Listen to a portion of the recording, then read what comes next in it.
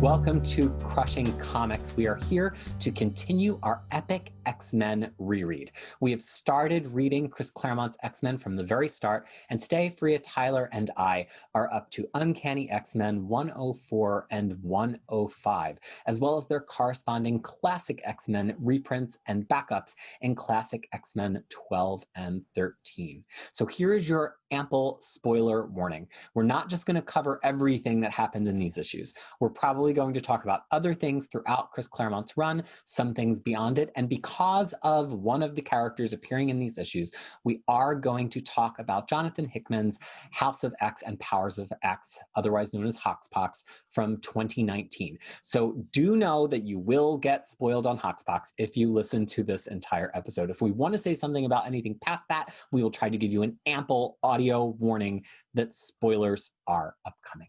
So that said, let us dive in to Uncanny X-Men 104, which continues the X-Men's. It was meant to be a vacation, but there doesn't seem to be much vacation happening. And it also seems, as we begin here, it is hard for mutants to rent a boat in Ireland. Or I don't know if they're in Scotland at this point, but the bottom line is, are they being discriminated against as mutants because Nightcrawler's there, or have they just come upon a very ornery dock worker here as we begin our issue? They are in Scotland right now. Right. So I think that's where the story of Storm, the backup story of Storm in London happened in between these two issues. She just took a little jaunt to London while the team was on. It's just while they're traveling, I assume, like maybe driving or taking the train up from Ireland to Scotland. It's going in a very strange direction then, because I have been to London. So that way and then that way. Yeah, it's like a triangular ride that they're taking, but you know what? It's okay. Yeah. We'll give them that. And there's two gags here at the beginning of the issue. One gag that Claremont does deliberately, and one that he can't know really that he's doing deliberately because he doesn't know what the future entirely holds in store. Yeah. The deliberate one is that like every time this team gets on a vehicle, the vehicle gets blown up. It's just the way things have been going. And it's like part of it is it's just like a funny nod to the people who are reading every issue, because at the time there was no guarantee that they were. But it also for me really hints at the repetitive nature of this early Claremont and just comics in the Bronze Age in general. It really does start to feel like we're reading the same thing every issue, just with a slightly different window dressing on it.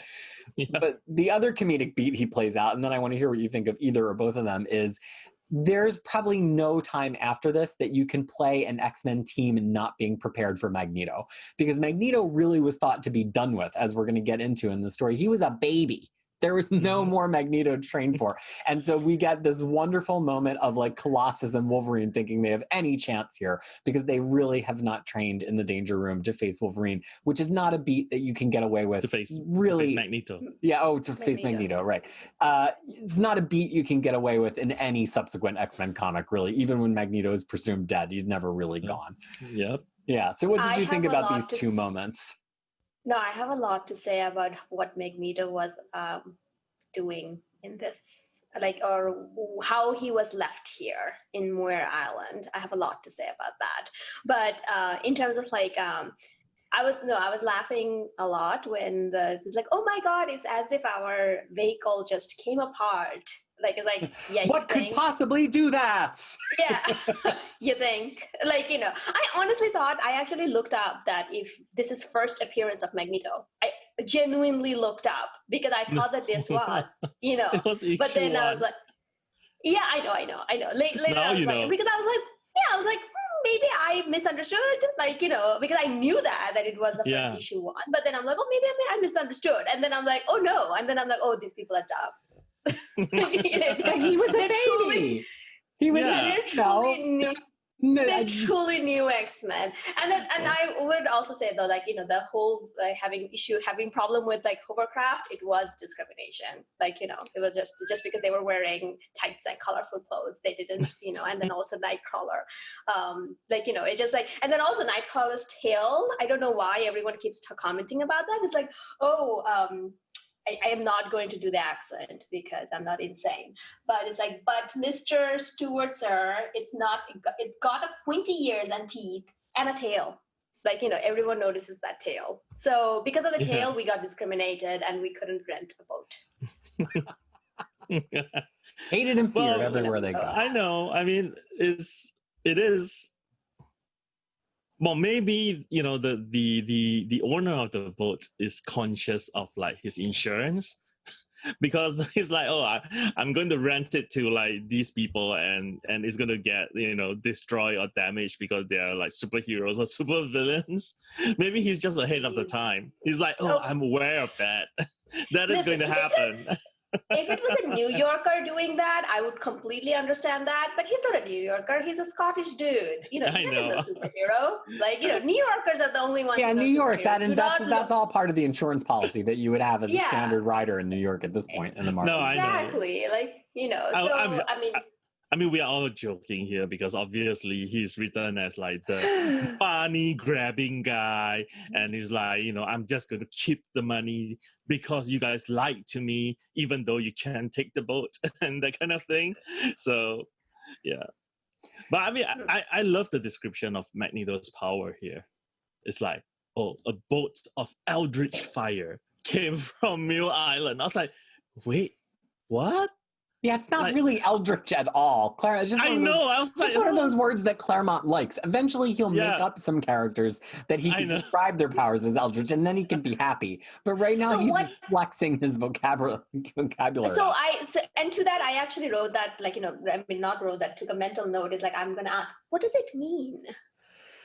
What is it supposed to mean? So eldritch just means otherworldly, but because it's so associated with the works of H.P. Lovecraft, because Lovecraft uses it to describe a lot of his kind of outer gods and things, it tends to have a specifically kind of spooky or magical or supernatural thing to it. So even though it's actually a fine word to use to describe any kind of bolt of indescribable power, it just has much more of like a spooky limbo quality to it that Magneto doesn't really have. He later will live on an island that is quite eldritch, and then Claremont gets to use the word to his heart's content. Which I think you may remember from Hickman Report, us referring to as his Lovecraftian island or his Cthulhu island. That probably Zach, our brother still stuck in the resurrection protocols, would have said that. So I do want to say that this issue was particularly my favorite so far in the read. Wow. Yeah, and it's not necessarily because of what's going on, because it's a very standard happening, but it also has two of my favorite mutants in it, Magneto and Multiple Man. So, I am if mutants were real, I would be following Magneto to his death. Yeah, we've established you are definitely in the neighborhood of evil mutants, for sure. Yeah, I'm going to be... I'm going to present a conundrum for you. Uh-huh. What if Magneto is on one side and Steve Rogers with a beard is on the other side? Well, hold on. In this situation, if I'm a mutant, I'm following Magneto. Because Magneto will have my best interest at heart. Yeah, Captain America doesn't care about mutants. Wolverine's going to read him to filth when we get to Secret Wars. Yes. I mean, he doesn't. If he did, the mutant violence we see would not exist. So let's all settle that. So I would be Brotherhood mutant. I would be following Magneto, and also Multiple Man is one of my favorite. Even though he is has some complicated relationship with some ladies that I do not care for, but. We're not gonna spoil that here, but he's one of my favorite character, and I'm like, oh, there he is. So I kind of, whenever I read, I was very excited over that. Whenever I read his very sparse early appearances, because he's used almost just like at total random up until pretty much Peter David picks him up in 1991. I always want to just go back and do the Claremont remaster where I just write more jokes. Like, I'm just like, he's not funny enough. I need him to be funnier, Yeah. And he doesn't do anything in this one. All he's like, oh my God. He just kind of do what you call it? Oh my God. He's a damsel in distress. Yeah, he's kind of just the damsel. But also he's like Ian, but he's also doing exposition dump. What happened? That's his role over here. I'm like, okay, that's not the Jamie I know and love, but at the same time, here he is, like the jailer of infant villains. I mean, Okay, can we talk about that part though? Yeah, It's we like, got to dig how- into we this. have to. But before we Okay. do that, right? Before we get there, this is the very first time after I probably read this issue at least 4 times. So, and this will be like the 5th time, I think. And this is the very first time I noticed one thing as the X-Men were like getting onto the beach from the from getting blown up in the middle of like the water. And that is Storm was drying her knee-high boots on the beach while everyone is like noticing the Muir Island thing. I was like, wait, what? When did that happen? When did that ever happen? But it did. Oh my God, that's you're really so funny. right. You would think that Colossus would be afraid he would rust if he didn't empty out his Yeah. boots, but I guess not. That's the first time I noticed this. So they arrive on the beach of Muir Island, and there's so much to unpack here. And here's where we're going to start to dig into some House of X, Powers of X. So Moira has been introduced to us as the very unusual housekeeper / scientist / former lover of Professor Xavier in the past 8 issues. But here we find that she has her own mutant research center, which, quote, cages the most dangerous mutants in existence, which is, even at the time, I know that it's Claremont just like setting up Proteus to happen 20 issues from now. But like, let's just think about this for a second, even without the Hoxpox knowledge. Why is Moira McTaggart, of all people, the one who's caging the most dangerous mutants in existence? Who else does that consist of at this point? Why does she think it's okay to leave Madrox alone by himself to look after all of them? That's my question. I have so many questions. And then finally, adding the Hoxpox knowledge on top of this, why does she want them all in the same place? And how long was she planning to keep Magneto a baby for exactly? So this is the table of discussion now. Let's get deeply Hoxpox up in this issue and talk about all of these Moira McTaggart revelations we get. As Cyclops says, I've seen secrecy before, lady, but this... Yes, this. I mean, this is where Banshee also wondered the same thing, right? It's like, oh, Moira gave up all of this to become a housekeeper for Xavier for us. That made me laugh. But the thing is, like, the thing is though, it's like Cyclops were saying this, like, oh, but isn't he and Professor X the one who made Magneto a baby? Like, so where is he? Like, why is he in his high horse about this? Who turned Magneto into a baby? It happened in the Defenders, actually. Yeah. And so Cyclops had nothing to do with this. I'm not sure who did it. Who changed Xavier consults, basically. He's a consulting factor in this Defenders issue, but it's not an X-Men story. So it's not like the X-Men turned him into a baby. It's Xavier consulted on him turning into a baby, and then the X-Men are like, well, guess we don't have to worry about that anymore. And that had happened not that long before this in terms of current continuity. Let's come back to, they think it's fine that he's a baby. They give the baby to Moira McTaggart, who keeps him in a baby cage at Muir Island. Like, let's just stay focused on the other things. No, I agree. You know, baby cage. And then the thing is, like, you know, I don't know whether he's growing, how he's getting his food or his emotional, you know, adjustment, and, you know, and Jamie is the one who's taking care of the baby. And is there other babies on this island? And how is that okay? And then is he growing up? So WTF?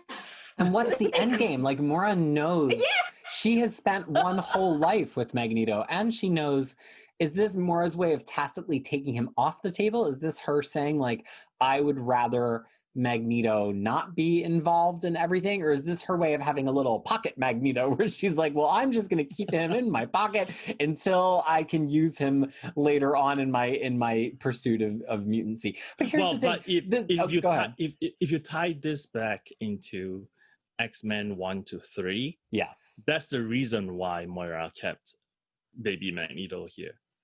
Well, and I think that this just goes to show that like retcons can be done very well.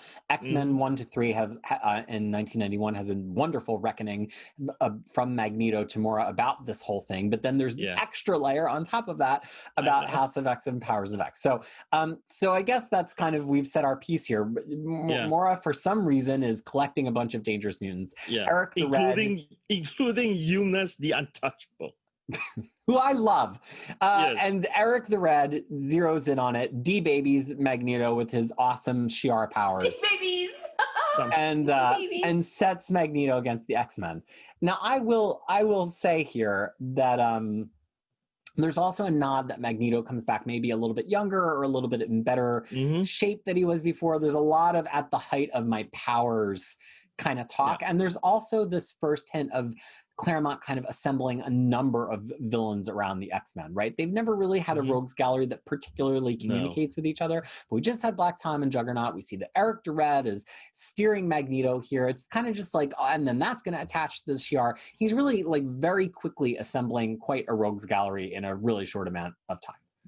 No, I agree. I mean, it's and it's all sort of like all not random encounters. So he's trying to tie in every villain that that attacks the X-Men to a particular figure here, right? Which is Eric the Red. And also, like, I felt like Magneto's power was very well used or explained, like in terms of like how he can be dangerous to the X-Men team who has no idea about him. Yes, he narrates it extremely well. Yeah, it's like narrated very well, and I'm like, oh, Bronze Age, like, it's like half the thing I'm actually looking, and I'm also reading, and I'm also perceiving, like, just like everything like happening. But the thing is, I actually was noticing, because how you guys talked about before, that Claremont doesn't like using Wolverine, and Wolverine is always taken off screen. So I kind of kept on noticing that in every issue this reading time. I mean, it really happens every issue. Every single issue. Now I'm noticing it. And in this one, it was like one of the most funniest way that Wolverine is taken out, where it's like Magneto just swipes his hand and Wolverine goes, "My claws!" and then taken off screen, never to be seen again.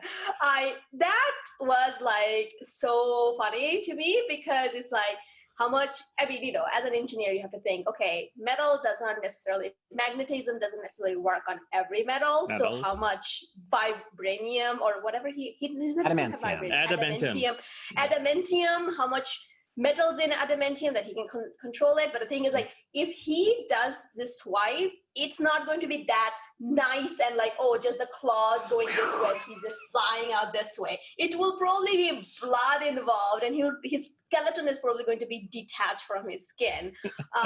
We'll get there. And then that, but at some point, I hope so. You'll like it. The problem is that at this point in time, I don't think Claremont has adamantium skeleton on Wolverine, at this point in time. Yeah, so I don't think it's quite worked at all. He's just adamantium claws. So which is why when Magneto control him, he's like, "Oh, my claws! I can control my claws," and he's flying. And then just flies off the. And then after seeing that, Colossus still think it's okay to come at this Magneto, who just demonstrated he can take Steel out, or he can control Steel. I roll my eyes at Colossus every time. I was like, every time. No one was paying any attention in Danger Room. Poor Cyclops did not do his job. Like, that's what I'm saying. Like, but they explicitly explain that because Magneto is a baby, so they have never trained to fight against Magneto.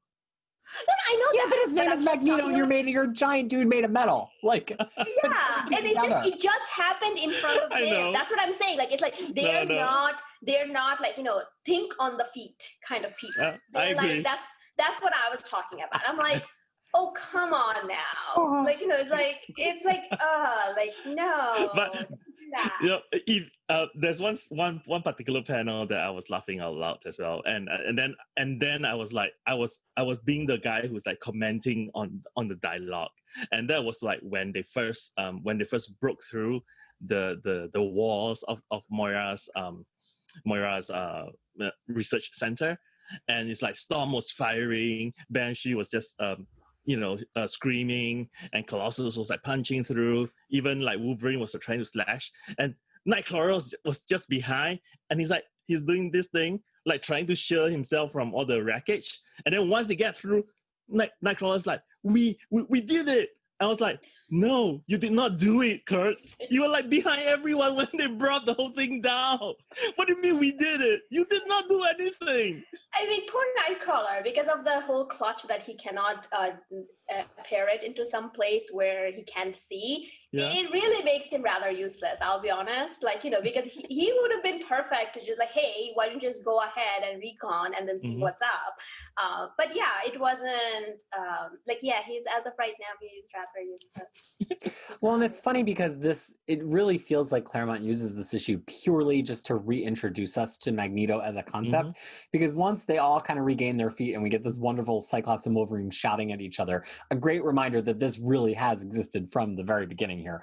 Claremont just has them retreat, which is, there's nothing wrong with it as a story, but it's just, you can imagine a modern version of this going on for issues and somebody gets captured and this and that. But here it's kind of like, hey, we had our one fight with Magneto, let's get out of here. And it feels like we could have just skipped over this issue and got them right back to New York. But Claremont wanted to put Magneto on the board as yet one more thing being manipulated by Eric the Red. And also put in a tease. But also shows that, the Cyclops' leadership skill or like brain power, or the thing is brain power, his intelligence, he just put two and two together that, hey, Professor X is also by himself and that's where we need to be. This is all just a ploy for that. And I was like, oh, even after all the shouting, he actually did come. That's also something that I remember because, last time Professor X shouted at him because he said that I'm not going to go. And then I'm like, oh, okay. Then he just arrived. And then it's like, oh no, we need to go back. And then of course, Wolverine versus, is this the first time that the Wolverine versus Cyclops? No, we've had it several times in the past couple of issues. Before, but the thing is I feel like this time for some reason it felt more definitive, it's just this is questioning Cyclops' leadership. I feel like before it was just like Cyclops' decision.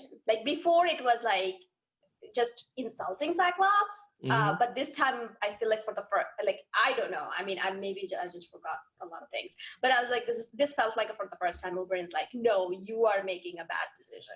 I mean, you could just be really feeding off the sexual tension between the two of them, and that. Or that too, yes. Now, okay, no, you know what? You are absolutely right. But I mean, I do think, joking aside, although that's hard to put aside, I do think that it's the tight focus on their faces, breathing in each other's face with the black background of the paddle blown out to red, and Cyclops says it is as far as we're concerned, and Wolverine says who, and it's just really a direct conversation. Whereas previously, all the times it's almost like Wolverine's walking away and muttering something over his shoulder. This time they're really coming to blows. Well, yeah, and I think it's also because Wolverine's smell skill, because maybe he's smelling Jean on Cyclops, so that's where he's sexually attracted. So I hate this pairing, by the way. I hate this threesome, whatever. Well, we end with a pretentious panel. Mutant X, no admittance, but that something's wrong with the door. And this is the beginning of Claremont's now plotting really far ahead, because we're not going to get to this for a while.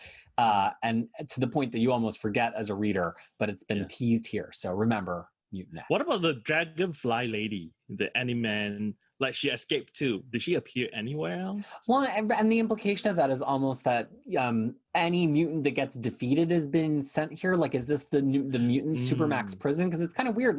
The Dragonfly lady was one of the Animan with Count Nefaria, who got defeated just before Mura came over, supposedly as the housekeeper. But somehow in the intermittent time, Professor Xavier rang up Mura, was like, "Hey, I need to have some Animan for you to lock up." And Mura's like, "Okay," and he's like, "Also, I'm having some bad dreams." And she's like, "I'll stop by." I in my head, I'm just trying to make it all fit together. So the thing, my question, and I also noticed that, I'm like, oh, this is something that Tyler and Peter said about longing. I'm going to have to remember this. I was noticing two things while I was reading this, how many times Wolverine's taken off screen and what's the next plot that is being introduced. So I've been paying attention now. You know what? I'm becoming a true X-Men fan here. The other thing I wanted to mention though is even after they all leave, Mm-hmm. Jamie is left behind on this Moira Yeah, they just leave him there. to do what? That's my question. Like, because there's no other prisoner, well, other than the Mutant X, I guess. Well, like, they were running away from Magneto too. So they just left Jamie there to face Magneto alone.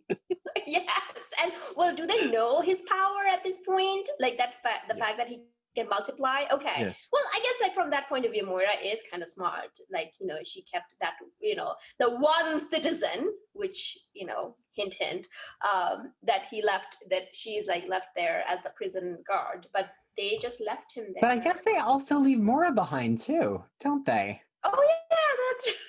Yeah, now that I'm looking at this closer, I have a lot of questions. Wait. Did they? I mean, she's not with them at any point. Bronze I don't know. Who knows? But look, there's this final scene, which we get Cochrum's wonderful creation of the Starjammers for the first time. Serge Ode here. And also we finally get a little bit more of Lilandra's face behind the helmet. So all of these plots are starting to come together.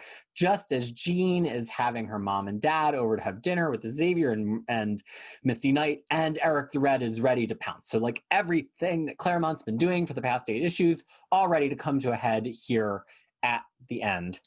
And I really wish I didn't know who Crosshairs was. Because the reveal's so good. Yeah, but I kind of know who they are. I'm like, oh yeah. Like, I'm like, oh, these people. So Classic X-Men just makes a few revisions to this. There's a little bit more like action for each of the X-Men during the boat attack, where they're like individually responding to what's happening with the boat.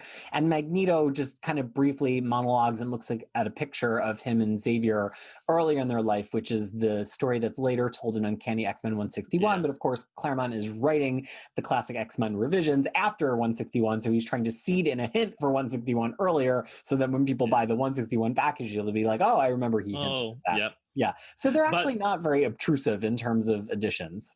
Right. I also want to show you I'm part of the cool kids club now, because now I have the omnibus. Like, you know, so my friend Gabriel Alicia, he sent me this as a gift.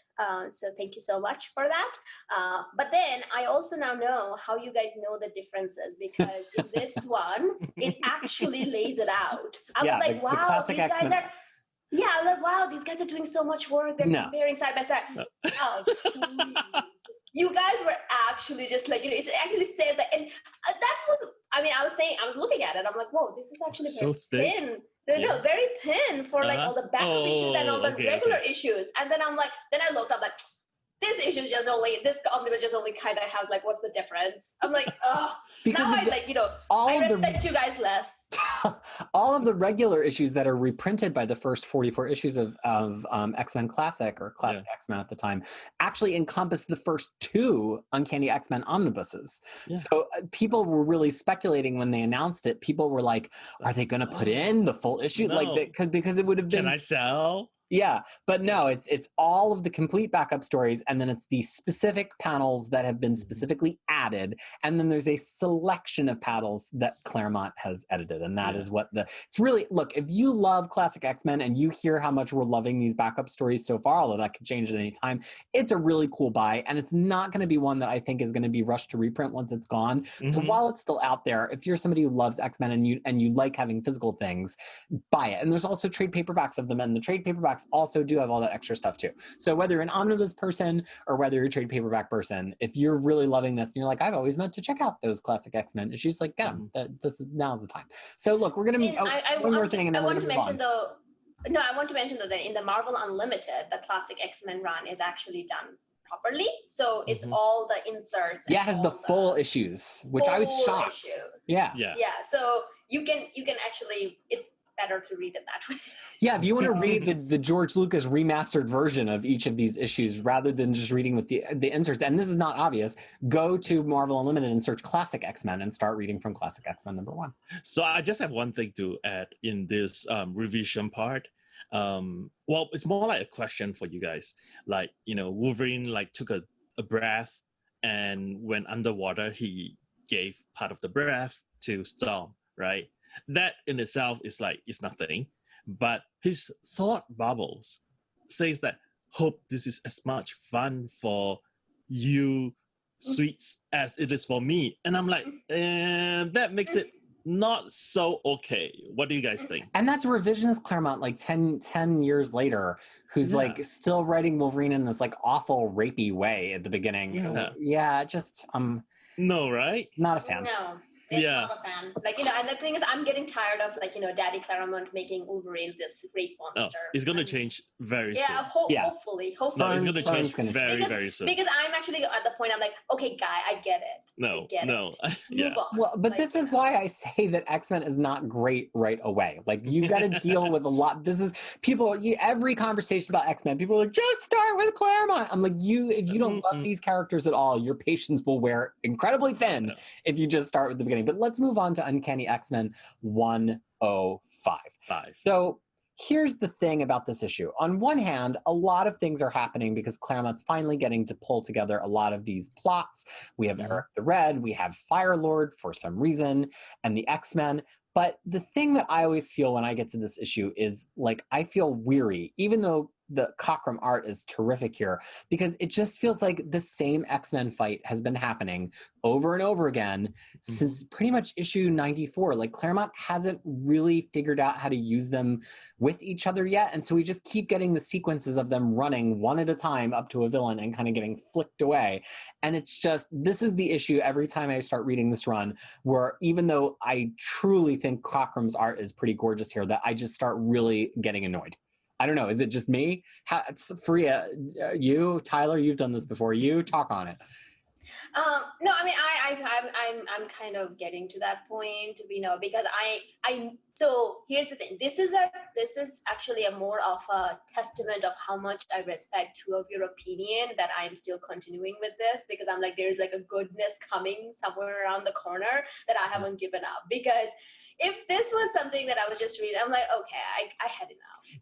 Like it just same things coming up again and again, and there is literally no respite. There's no downtime, which I guess, like, given how the comic book was, how when it was published, like it's an individual issue, it makes sense. But the thing is, like, I'm just like, oh my God, stop being so stupid. Like, stop being so stupid in terms of how you fight, in terms of how you face things. And I don't know. I mean, I mean, and also I'm questioning, like, what is Eric the Red doing? Like, why is he always sending people against the X-Men and not being an active part of it, except for that first time when he has Havoc and Polaris with him? I'm like, why go through all the, all the fake thing, Black Tom, Magneto? It doesn't make sense to me. Like, that was like, what is the plan? To me, I thought that it was more to do with the fact that he wanted, like, he knows that Lilandra is coming towards Professor X. He wanted no one around Professor X, so it's easy for him to take out Professor X and take Lilandra, because that's his ultimate goal, I guess. But the thing is, his plan failed in every step. Like, that's the, because comic magic or whatever, his plan failed every step of the way. And then also, like, but I would say, though, I did, like, as I was reading this, I'm like, oh, I know this character. I felt very happy about it, Firelord, because I know him from the Annihilation. Annihilation and all of that. I'm like, haha, I knew that character. So I was very happy about that. But then he's also very dumb. So I didn't care for that. so easily manipulated. Eric Red is like, they went that way. And Firelord is like, I'll take care of it for you. Don't worry, young boy. And the thing is that Galactus is not very good at getting his champions, like, right? Because Silver Surfer is also kind of dumb. So even that loves Silver Surfer. Well, he needs someone dumb to obey him.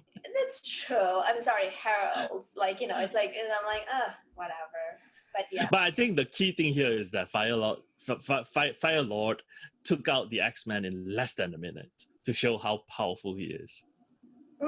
Yeah. Well, and that's part of if you read some of what Claremont talks about with establishing Jean as Phoenix, he really wanted an X-Men character that he describes it as a Thor level character. He really wanted somebody that he felt like from the X-Men team could go and do the same things Thor could do. And Thor is seen as being on the level of these kind of herald level characters. So this is Claremont kind of doing his own little battle boards thing where he's like, I'm going to show, the X-Men beating all these individual X-Men villains. Now I'm going to show Firelord beating all the X-Men. Now I'm going to show Phoenix beating Firelord. And thus we will have established the hierarchy that Phoenix is actually in a totally other league, from all of the other X-Men. But this also comes into Claremont. Like, so now he's brought his full-on space thing, right? We haven't really known what all these visions are about. They've been the subplot that we've been saying maybe is not that interesting.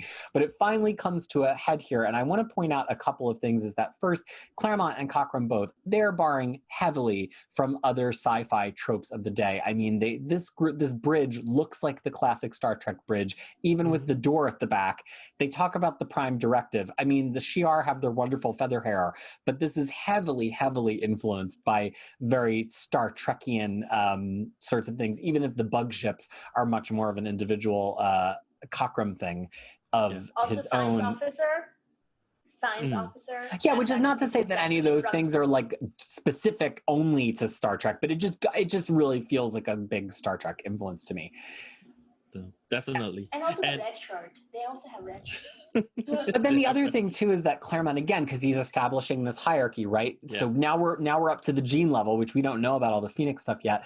But now he's addressing the hierarchy from the top, and the Shi'ar being like, Earth is a nothing planet. We're conquerors. And then somebody's like, oh, but Galactus has been here, and they're like, no, Galactus has never left a planet behind. And so Claremont then establishes Earth has repelled Galactus 4 times. 4 times. So just like he's built Gene up from the bottom of the ranks, he's now kind of telling us how tough the Shi'ar are, that they are pretty tough, but not so tough that they're not impressed by a planet that can repel Galactus. So there's just a lot of hierarchy doing here, which kind of makes the assumption that people are reading other Marvel comic books, right? Like all of these assumptions kind of, like if you're just an X-Men reader, you don't know who Firelord is. Galactus has never really featured in X-Men until this point. So a lot of these assumptions have to do with assuming that you read other Marvel comic books. So one thing I do want to mention though over here, and this is something that is like one of my pet peeve, I really don't like it when alien races look down on Earth. I hate that. Why not? Earth is terrible. I know it is, but hey, I'm one of the idiots that live on the Earth, so I am Team Earth. But the thing is, like every single comic book writer who's writing about galaxy, like in a cosmic level, always refer to Earth as some dumpster or as some mud, and then all these people come and then they'll be like, oh my God, it's actually not as bad. I hate that trope. I hate it. Absolutely hate it. I can't stand it. Just check from now on. Every single cosmic book will do it. It doesn't matter whether it's Marvel, DC, Image, Dark Horse. It doesn't matter who's doing it. It's always that. Hate it. Well, isn't that, though, the nature of being able to tell an alien story in regards to Earth, where it's like, you can't make Earth out to be too advanced because we live here, and as readers, it doesn't scan to us to make us the more advanced society. So you almost need to bring in another society to turn their nose up at us so we can sympathize with Earth and be like, no, we're actually better. I get how tiresome it is, and I agree that it's tiresome, and I kind of like better, which is much more of a Hickman approach, where he has other people and be like, Earth is to be feared, rather than like Earth is a backwater country. But but I don't know, is there any other way to do good alien stuff? I don't know. I'm not a writer. Don't ask me. I mean, that's what I'm saying. Do better. That's what I'm saying. Everyone has done it. Yeah, everyone has done it. We have all seen it. So do something different. That's what I'm talking about. Because the thing is, it's like that every single cosmic book you're going to pick up, this has always been one of the tropes. And I am just saying, do better. That's my thing. It's just like this trope has been played again and again. So try to do something different. I don't know. I don't know how you're going to be doing it because I'm not a writer. You are. I mean, by you, I mean the writers are. Yeah, all of the writers listening to this. Yeah, exactly. It's not my problem. I mean, if I had an idea, I would have written it, right? So I don't. So I'm inviting you to change my tickle my imagination. And listeners, if you know of a good sci-fi comic where Earth encounters aliens and we're not treated like the backwater planet, recommend it to us in the comments on YouTube or via Twitter or whatever way you'd like to get in touch. And we might actually read that comic to try to satiate Fariha's hunger for a good treating Earth differently comic. So feel free to tune us into your favorite one. Well, before we move on from this scene, I have just something to think about.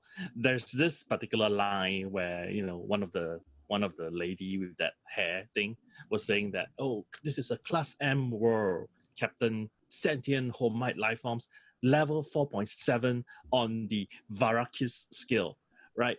And I mean, it really doesn't mean anything, but I wonder if Hickman was reading through this and his mind immediately went to the types of society, planetary, the data page in Hoxpox, where he's like, oh, this is unit 1, unit 10, unit 10,000, and then he started tying in like various alien society into this whole grand scheme, like just from this single line.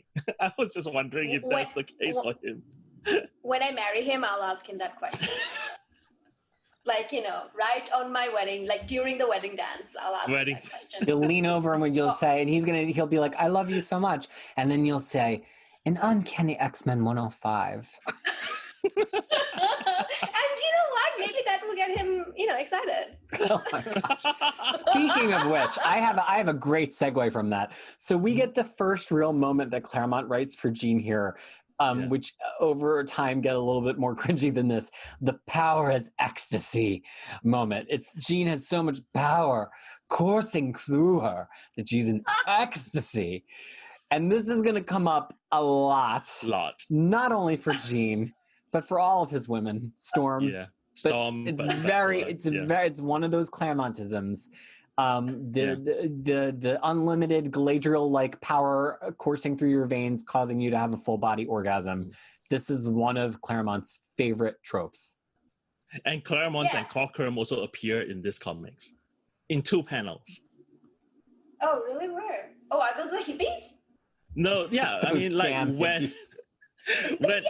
when they were shooting Fire Lord, like into the Washington Square Park. And he was hitting that the Ark replica. Yeah, those 2 guys sitting there, and like Claremont was trying to explain to Cockrum what's happening in this scene, and Cockrum is drawing it.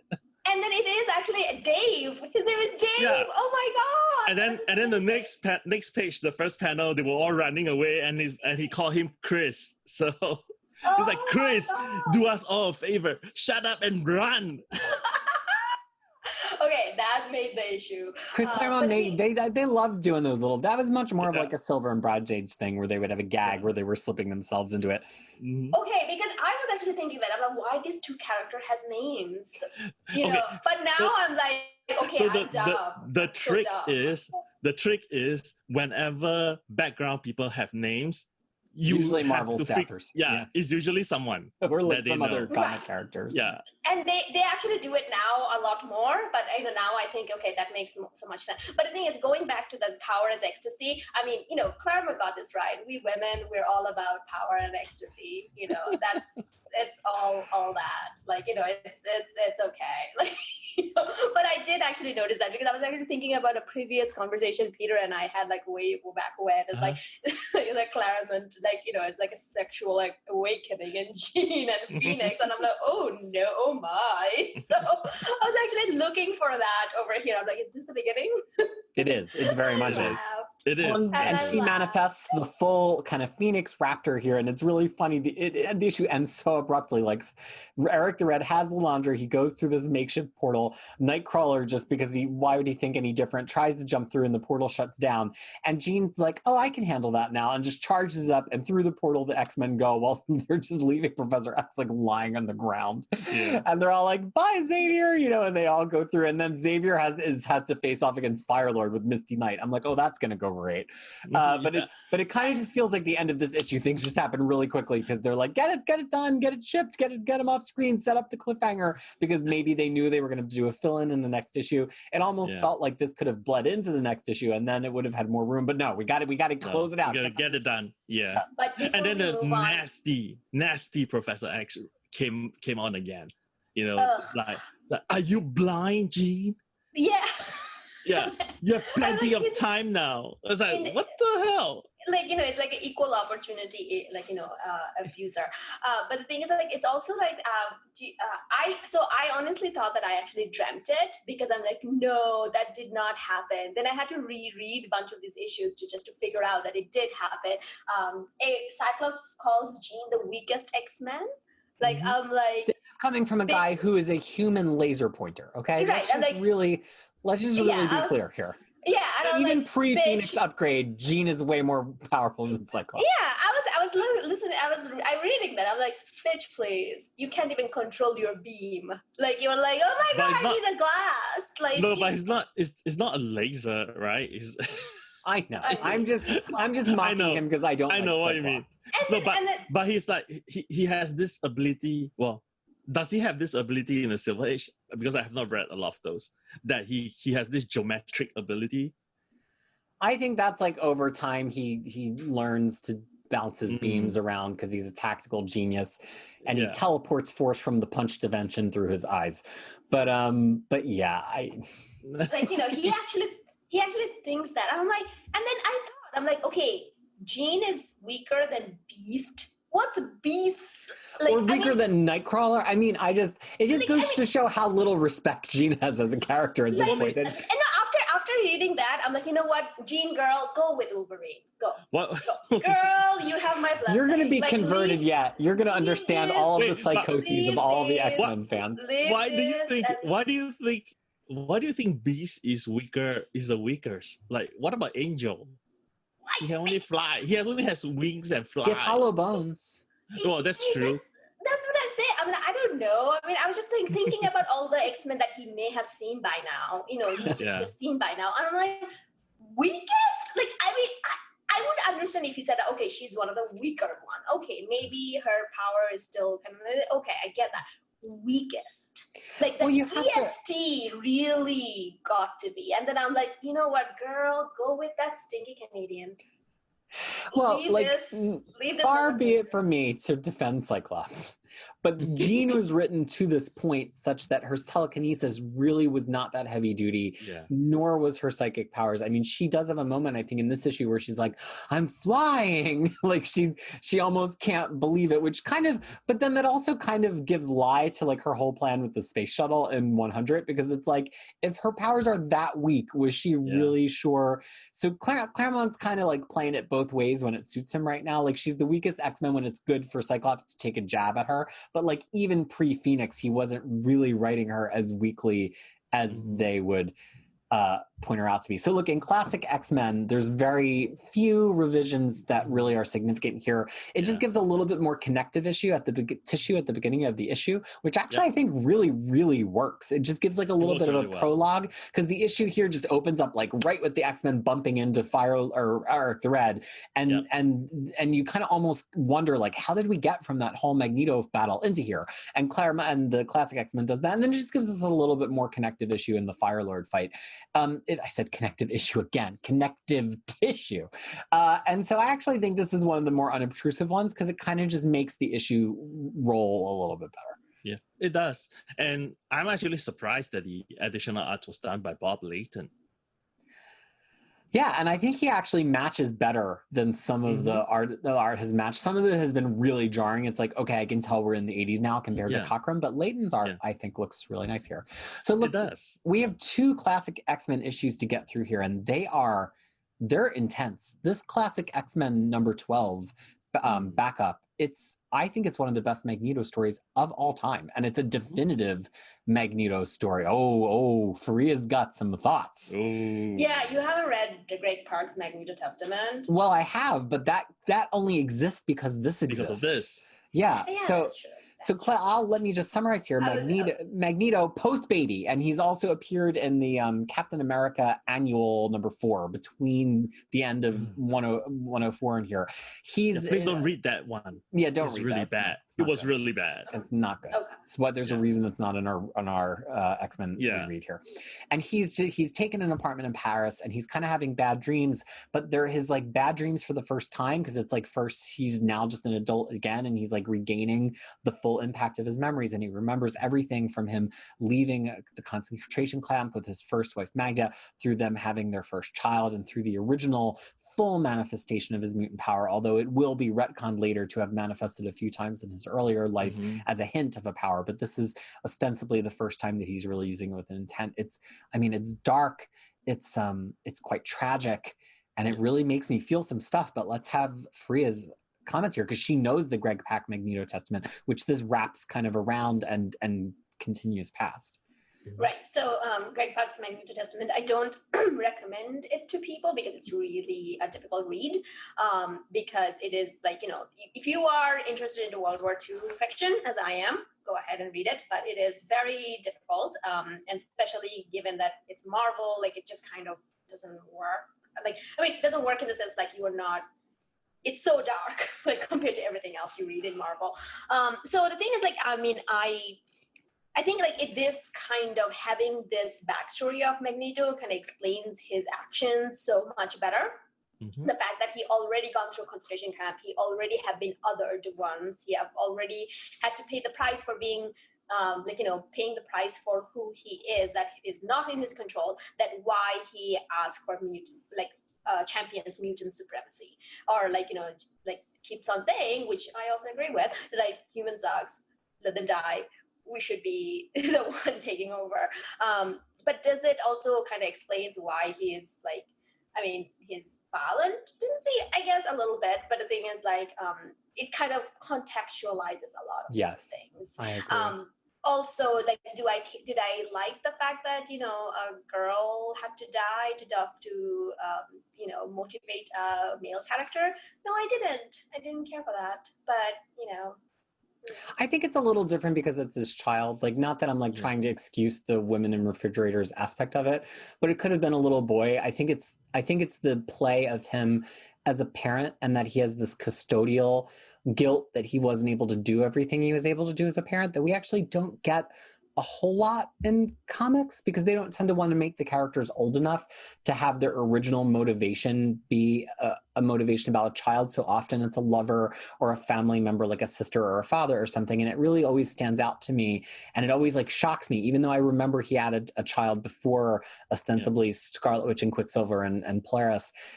Every time I read it, it kind of shocks me, and the violence of it shocks me, right? That he's like so close to saving her, and every time, even when I read it earlier today, just to review for notes, I was like, well, he's going to save her, right? And I was like, oh gosh, he doesn't. And like, it always really gets me when he doesn't save her. He didn't get a chance to save her. Yeah. Right, it's not that he doesn't try. Yeah. Yeah, but at the same time, his powers didn't manifest that he couldn't just swipe at people and then get it. At this now, Magneto would not have any problem with that. But the thing is, at the same time, though, I felt like his reaction to it was a bit strange. It just felt like, yeah, it happened, but Magda, let's just bury our child and then go off. I don't know. It just felt like he have been through this so many times that he is like just so cold. I don't know about that. Well, I do often, because I've definitely thought about this story a lot in the past. I often reflect that that's actually the thing that Claremont's trying to do here. He's trying to show us that every Magneto situation is the same Magneto situation. That he's like always replaying having lost people in the concentration camp and having no power, always replaying losing his daughter and not having power, and then also always replaying his wife kind of spurning him just because he tried to do something that in his view was right. And that like every part of Magneto's classic build-up all the way into the end of Claremont's run is just him reliving this and either making a worse decision or making a better decision. And that's like every Magneto opinion, every Magneto appearance is him doing this over again and doing something worse or doing something better. and he sees the X-Men as like the people that are restraining him from saving the people he should be able to save, right? Even though the X-Men are mutants like him, like he still just looks at the X-Men as people who are holding him back from using his power to create freedom from oppression. And so to him, the X-Men are just, just as minor and just should be flicked away, just like all the people that he kills here who are trying to hold him back from saving his daughter. Yeah. I mean, I think the other thing about that, I mean, I feel like there's a reason why it is a daughter and not a son here, because of what happens later on in Uncanny X-Men 150. Which was actually written before this backup story was written. So I think there is a connective tissue there where Claremont is trying to make a little bit of reference back and forth between the two stories. And the other part about him moving on, I think you are kind of right. He's a little bit cold here. He's like, yeah, they killed my daughter, I killed them as a revenge, let's move on. Because of his, I think at this point in time, it is still a very recent thing from the concentration camp. So he is still a little bit, he's still cold. He's still, I mean, and I think for a very long time, he will be cold. And that might be the reason why he was this, mustache twirling evil maniac, and slowly when Claremont got a hold of him, he's being recast with someone with a more believable motivation, and then set him up as the sort of like two sides of the same coin, as Claremont would often use that analogy. Well, and the issue ends on a really interesting beat where he is finally awoken from this sleep, and he realizes maybe the reason he's been having this memory as a dream is there is a building on fire. There's a woman with her child in this building, and Magneto has this moment of they're only humans, and he's like going to go back to sleep. And then we cut away, and it really feels like he did let them die, but he goes and saves them. And he's like, just don't let it be forgotten that you were saved by a mutant.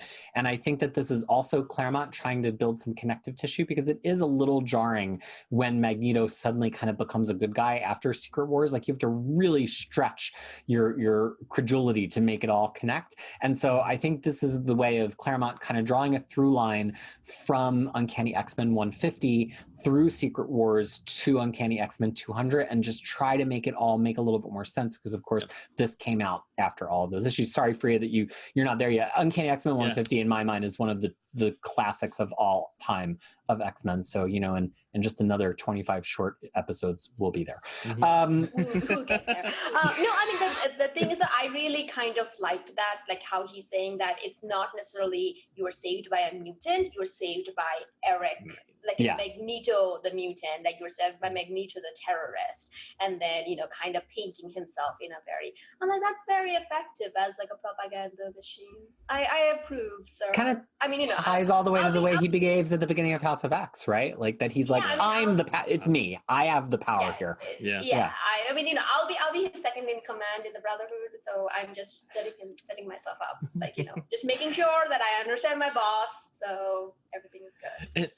And the other thing is how great is John Bolton here, because he changed his style a little bit just to make it a little bit darker, just to make it a little bit more oppressive in terms of like the art. And the lines are a little bit thicker, and everything just seems so dark. And I actually went back to the front and said, hey, wait, did they change an artist that looks like John Bolton, but it's not really him? But no, I thought maybe it was Sinkovic's inking or something like that, because it has that kind of like really inky, rough aspect to it. But no, it's Bolton. Yeah, it is. And then the other thing also is that he played the passage of time with that clock and his slipping like in the first part of the story, just to sort of like, he's having a dream, and it's a bad dream, and then it's like it's a peaceful time, and his face is like really peaceful when he's sleeping. So I thought that was pretty great too. And also one last note before we move on to the next one. For those of you who were around in the 90s collecting comics, my first exposure to this was not actually in a classic X-Men issue is because it was reprinted in Magneto issue 0, which was a special collector issue. I forget how you could get it. Like, I think you needed to like already be a subscriber at your comic book store or something, but I just remember it was really special, and I have a copy, and it's really cool. And it's made up of some classic Magneto kind of filler stories to explain his origins, because I think it came out around the time, September 1993, right before Fatal Attractions. And it has that same Fatal Attractions lettering where all the font's different and everything's all messed up. But anyway, I know the story originally as a story from Magneto issue 0 rather than from Classic X-Men. But now, for something completely different, Misty Knight punches a shark in the face. Let's talk about, very briefly, Classic X-Men number 13. This does not quite fit here either, although it kind of works if you read it as coming right before this. In actuality, it comes after Uncanny X-Men 110, so we're getting the story a little bit earlier, but there's nothing in it that really spoils anything, so there's no reason you can't read it right now. And it's, Misty, Storm, and then apparently somewhere Colleen Wing and Iron Fist are all at the beach hanging out, and they've been hanging out all day, and now Misty was going for a night swim, and she's exhausted. Jean Grey, detects that there's a family in trouble. It turns out to be a family of, spoilers, dolphins, and Misty and Jean save the dolphins from a shark. Fariha, how much did you love this story?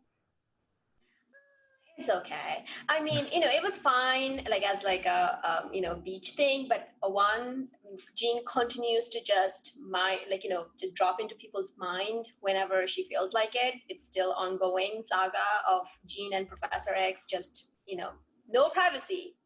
Just NSAing people's brain. Yeah. And then the thing is, though, I mean, I kind of agree with Misty that, she didn't tell that it was like a family of dolphins, and then just put Misty into a situation that she maybe not wanting to be. So I was like, hey man, that wasn't cool. But I thought overall the story was pretty good. But I also loved one panel of Jaws. It was like the Jaws poster that was in one panel. That was pretty nifty. It's almost more of a Misty story than a Jean story, really. Like, Jean does her whole, I've got psychic oneness with the Phoenix, yada, yada, yada. But it's actually kind of just a really fun, little sassy Misty Knight solo story. Yeah, and it's like Misty Knight putting white girls in their place kind of thing. Sorry. Tyler, anything you would like to add about this? No, because I actually did not read this issue for this podcast. I'm sorry. Tyler, you slacked. To be fair, in the notes, it said that we might instead use it after 110. So I know. Sometimes we'll have optional issues that even I might not read. And the point is to kind of just guide you through. And again, if you want to read everything all in order, you need to go to crushingkrisis.com, which is my website. It has the whole Crushing Comics guides. Crushing Comics didn't start out as a podcast. It started out as hundreds of pages worth of comic book guides. And there's a complete X-Men reading order that places all of this stuff in explicit order. And that's what we're going from, not anybody else's published guide. We're going from the me, Peter version of the guide. Speaking of which, get ready for next issue episode, because it's going to be a little different. The next issue of Uncanny X-Men 106 is a fill-in issue. We're going to still read it because we're reading all of Uncanny X-Men in order. But since it's a fill-in issue anyway, and since Claremont has Bill Mantlo co-writing with him, we're also going to read 2 other Claremont issues of around the same time where he's doing some other X stuff that will pay off later in X-Men. So we're going to read Iron Fist 14, where he is with Byrne and he creates Sabretooth. We're also going to read Miss Marvel 9 and 10. Did you know that Claremont wrote that? And it is where he introduces Deathbird, which is a perfect opportunity to meet Deathbird, since she is, spoiler alert, Lilandra's sister. So please tune in next. You really got me for a second that I totally messed it up for you. So please come back next time for this. And it's an experiment to see if it's worth talking about some of these more sideline things. We don't know yet. We haven't recorded. It might suck. So come and tell us if it does. Because why, Fariha? Why do we do this together? Because X-Men reads better when it's read together. That's right. Even weird, semi-related X-Men tie-ins. So on the behalf of all 3 of us here at Crushing Comics for our epic X-Men read, it's been so wonderful to have you. Please be well. Don't forget to subscribe, and we'll see you next time for another wonderful dive into the deep history of Claremont's X-Men. Bye.